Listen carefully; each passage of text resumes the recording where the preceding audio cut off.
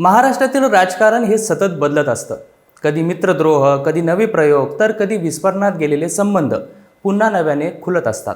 अशाच घडामोडींमध्ये सध्या आंबेडकर बंधूंच्या एकत्र येण्याच्या शक्यतेनं राज्यातील राजकीय वर्तुळात चर्चांना जोर वाढलेला आहे.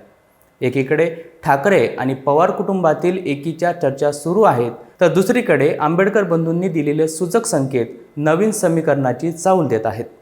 नमस्कार, मी सूरज कामे आणि तुम्ही पाहताय सत्य पे सत्ता, म्हणजेच थोडक्यात पण महत्त्वाचं. रिपब्लिकन पार्टी ऑफ इंडियाचे अध्यक्ष आणि केंद्रीय मंत्री रामदास आठवले यांनी अलीकडेच एक मोठं विधान केलंय. त्यांनी म्हटलं की जर ठाकरे आणि पवार एकत्र येऊ शकतात तर मग प्रकाश आंबेडकरांनाही आपल्यासोबत आणावं लागेल. त्यांच्या या विधानानंतर राजकीय चर्चांना ऊत आला. आठवलेंनी स्वतः पुढाकार घेऊन आंबेडकर बंधूंना एकत्र आणण्याचा संकेत दिला, पण त्यांना याचा धसका मिळाल्यासारखा झालाय. या पार्श्वभूमीवर रिपब्लिकन सेनेचे राष्ट्रीय अध्यक्ष आनंदराज आंबेडकर यांनी एक महत्त्वाचं विधान करत प्रकाश आंबेडकर यांच्याशी हात मिळवणीचा सूर दर्शवला आहे. त्यांनी म्हटलंय, हो, राजकारणामध्ये सर्व प्रकारच्या शक्यता असतात. आपण पाहिलं असेल, दोन्ही पवार एकत्र येतील असं वाटलं नव्हतं. ठाकरे बंधू कधी एकत्र येतील असं वाटलं नव्हतं. पण आज चर्चा चालू आहे, त्यामुळे राजकारणामध्ये काहीच अशक्य नाही. त्यांच्या या विधानानंतर प्रकाश आंबेडकर आणि आनंदराज आंबेडकर एकत्र येऊ शकतात का, असा मोठा प्रश्न उपस्थित होतो आहे. हे दोघेही डॉक्टर बाबासाहेब आंबेडकरांचे नातू असून अनुयायांमध्ये त्यांचा वेगळा प्रभाव आहे. प्रकाश आंबेडकर यांना बाळासाहेब आंबेडकर म्हणून ओळखलं जातं. हे वंचित बहुजन आघाडीचे संस्थापक आणि अध्यक्ष आहेत. ते सामाजिक कार्यकर्ते, कायदेपंडित आणि 3 वेळा संसद सदस्य राहिले आहेत. त्यांनी भारतीय रिपब्लिकन पक्ष, नंतर भारिप बहुजन महासंघ आणि शेवटी वंचित बहुजन आघाडीच्या माध्यमातून आपल्या राजकीय वाटचालीत अनेक बदल पाहिले आहेत. तर दुसरीकडे आनंदराज आंबेडकर यांनी 1998 मध्ये रिपब्लिकन सेना या स्वतंत्र पक्षाची स्थापना केली.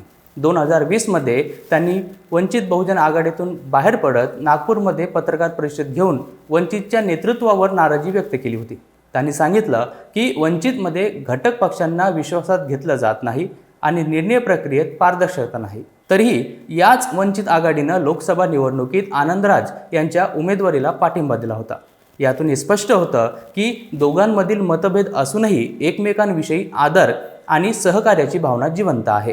राज्यात महाविकास आघाडी आणि महायुती अशा 2 मोठ्या राजकीय चढाओढींमध्ये पक्षफुटीपासून ते नव्या युतीपर्यंत अनेक प्रयोग झाले आहेत.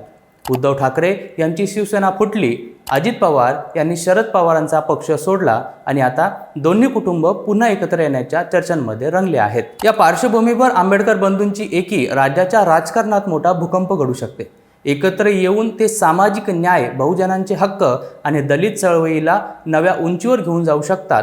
तसेच भाजप, शिवसेना, शिंदे गट आणि राष्ट्रवादी अजित गट यांच्या विरोधात एक नवे बळ तयार होऊ शकते. सध्याच्या घडीला आनंदराज आंबेडकरांनी केलेलं सूचक विधान आणि रामदास आठवले यांचा अप्रत्यक्ष दबाव हे स्पष्टपणे दाखवते की बहुजन नेतृत्व एकत्र आणण्याची घाई आहे. मात्र यामध्ये प्रकाश आंबेडकरांची भूमिका निर्णायक ठरणार आहे. ते या टाळीला उत्तर देतात की नाही हे येणाऱ्या काळात स्पष्टच होईल. पण जर आंबेडकर बंधू एकत्र आले तर दलित समाजात एक नवे राजकीय आंदोलन उभे राहू शकते. हे केवळ आंबेडकरी विचारसरणीसाठी नव्हे तर महाराष्ट्राच्या राजकीय समीकरणांसाठीही मोठं पाऊल ठरू शकेल.